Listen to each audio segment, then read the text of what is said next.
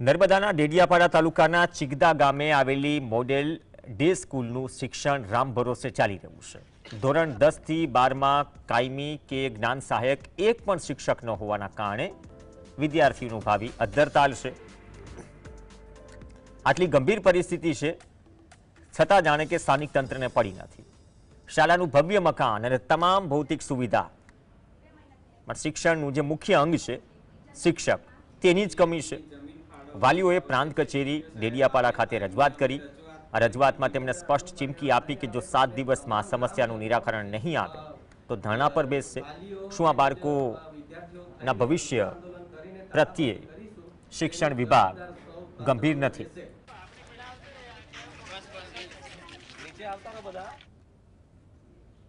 એક ટીચર નથી સ્કૂલમાં અને છોકરા એમ જ રમીને ઘરે જતા રહેતા છે।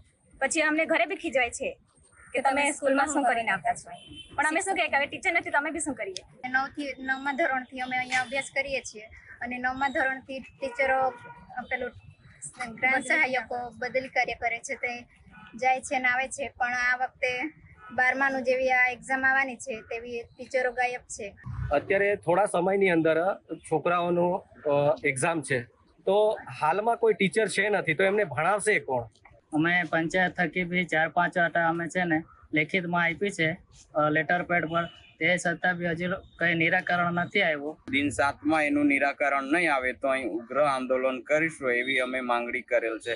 કારણ કે શાળામાં ફક્ત પટાવાળો છે। શું પટાવાળો બાળકોને ભણાવશે? પ્રિન્સિપલ નહીં, શિક્ષકો નહીં, કાયમી શિક્ષકો તો દૂરની વાત છે, જ્ઞાન સહાયકના શિક્ષકો નહીં, તો શું પટાવાળો શિક્ષકોને બાળકોને ભણાવ